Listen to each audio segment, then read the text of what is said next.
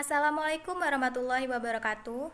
Perkenalkan, nama saya Restiana, NPM 19751054 dari D3 Agribisnis semester 3B Politeknik Negeri Lampung. Di sini saya akan mempresentasikan tentang perencanaan usaha pembesaran ikan nila secara rutin. Yang pertama, tahapan-tahapan budidaya ikan komersial. Untuk memulai budidaya ikan nila, ada beberapa faktor penting yang harus diperhatikan, seperti pemilihan benih, persiapan kolam, pemberian pakan, hingga penanganan penyakit. Berikut langkah-langkah dalam budidaya ikan nila. Yang pertama, persiapan kolam budidaya.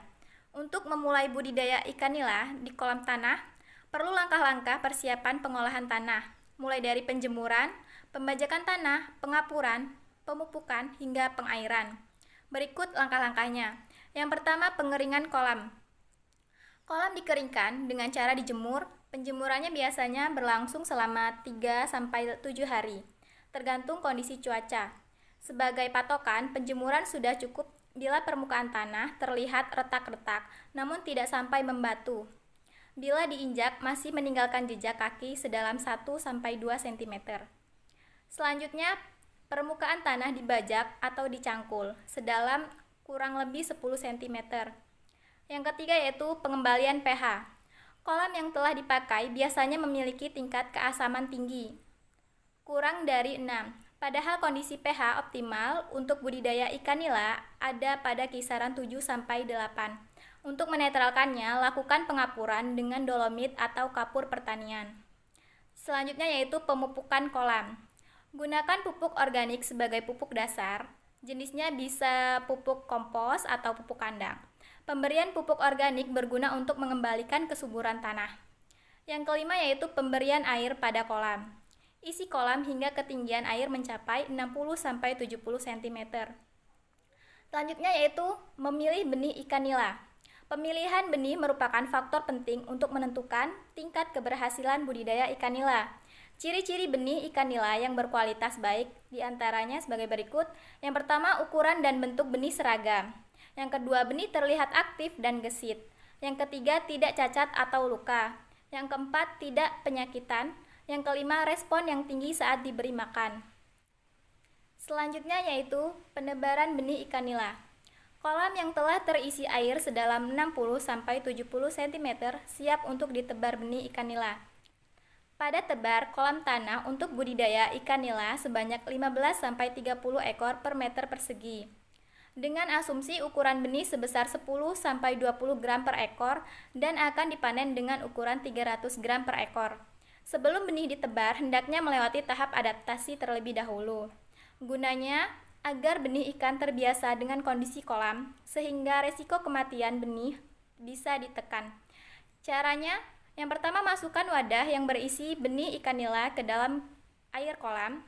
Biarkan selama beberapa jam, kemudian miringkan atau buka wadah tersebut. Biarkan ikan keluar dan lepas dengan sendirinya. Selanjutnya, pelihara budidaya ikan nila. Yang pertama yaitu pengolahan air. Agar pertumbuhan budidaya ikan nila maksimal, pantau terus kualitas airnya. Yang kedua, pemberian pakan. Ikan nila membutuhkan pakan sebanyak 3% dari bobot tubuhnya setiap hari. Pemberian pakan bisa dilakukan pada pagi dan sore hari. Setiap 2 minggu sekali, ambil sampel ikan nila secara acak dan periksalah bobotnya. Lalu sesuaikan jumlah pakan yang harus diberikan. Berikan pakan berupa pelet dengan kadar protein 20-30%. Yang selanjutnya yaitu pengendalian hama dan penyakit. Selanjutnya, pemanenan ikan nila. Waktu yang diperlukan untuk budidaya ikan nila mulai dari penebaran benih hingga panen mengacu pada kebutuhan pasar. Ukuran ikan nila untuk pasar domestik berkisar antara 300-500 gram per ekor. Untuk pemeliharaan ikan nila sendiri hingga menjadi 300-500 gram dibutuhkan waktu sekitar 4-6 bulan. Selanjutnya yaitu penanganan pasca panen. Penanganan ikan hidup. Ada kalanya ikan konsumsi ini akan lebih mahal harganya bila dijual dalam keadaan hidup.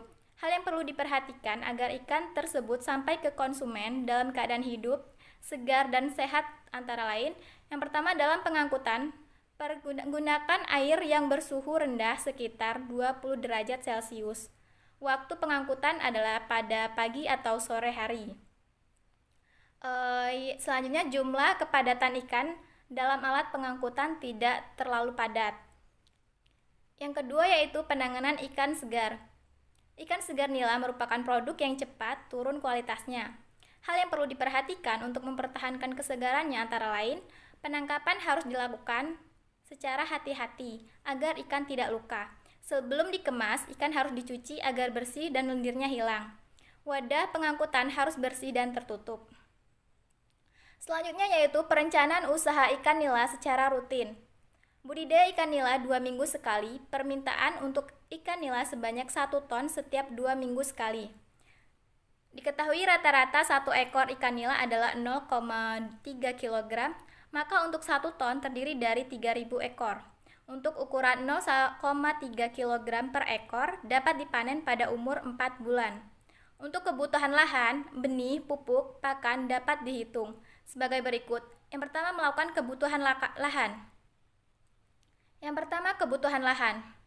Jika pada tebar rata-rata per meter persegi terdiri dari 30 ekor ikan, maka luas kolam yang dibutuhkan setiap kali pembesaran sekitar 100 meter persegi sama dengan 3.000 per 30. Setiap kolam biasanya membutuhkan saluran pemasukan, pembuangan air, bendungan, pematang, kolam penyimpanan bibit, dan lain-lain. OKI dibutuhkan 30% luas kolam sehingga luas lahan efektif sebesar 70%. LKS dapat dihitung sama dengan 100 ditambah 30% dikali 100 dan dapatlah hasil 130 meter persegi. Karena umur panen 4 bulan dan permintaan 2 minggu sekali, maka diperlukan kolam sebanyak 9 petak. 9 petak ini didapat dari 16 minggu dibagi 2 minggu ditambah 1. Berarti membutuhkan lahan seluas 9 petak dikali 130 meter persegi, didapatlah senilai 1.170 meter persegi. Selanjutnya yaitu menghitung kebutuhan benih. Setiap 2 minggu sekali diharapkan panen sebanyak 3.000. OKI diperlukan benih sebanyak 3.000 ekor ditambah cadangan sebanyak 20% dari jumlah benih. Jadi, JBK sama dengan 3.000 ditambah 20% dikali 3.000. Dapatlah hasilnya 3.600 ekor per 2 minggu atau untuk 9 petak sama dengan 3.600 ekor dikali 9. Didapatlah 32.400 ekor.